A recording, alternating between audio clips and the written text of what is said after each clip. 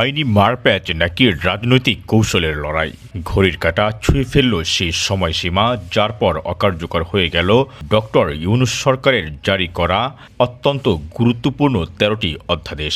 যে গুম প্রতিরোধ আর গণভোটের দাবিতে জুলাই বিপ্লব উত্তাল ছিল, সেই অধিকারগুলো কি তবে আইনি সুরক্ষা হারিয়ে ফেলল?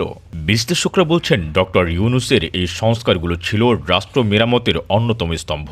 আন্তর্জাতিক মহলেও এই পদক্ষেপগুলো বাংলাদেশের মানবাধিকারের ভাবমূর্তি উজ্জ্বল করেছিল। কিন্তু সংসদ সচল থাকা সত্ত্বেও কেন এই বিলগুলো আলোর মুখ দেখল না?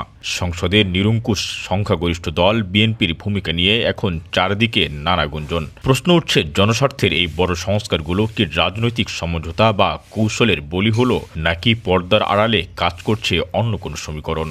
একটি পক্ষের দাবি, এই অধ্যাদেশগুলো পাশ না করা মানে হলো জুলাই বিপ্লবের জন আকাঙ্ক্ষাকে অবজ্ঞা করা। অন্যদিকে রাজনৈতিক বিশ্লেষকরা এর পিছনে দলগুলোর দীর্ঘমেয়াদী ক্ষমতার হিসেব নিকাশকেও দায়ী করছেন। আইনের এই শূন্যতা কি তবে বিচারহীনতার সংস্কৃতিকে আবারও পথ করে দিচ্ছে, জন্ম দিচ্ছে নতুন ফ্যাসিবাদের? সংস্কার বনাম রাজনৈতিক বাস্তবতার এই লড়াইয়ে শেষ পর্যন্ত জয় কার হবে, জনগণের অধিকারের নাকি ক্ষমতার রাজনীতির? পুরো দেশ এখন তাকিয়ে আছে সংসদের পরবর্তী পদক্ষেপের দিকে। Hussain Mohammad Arman, multimedia desk, press point.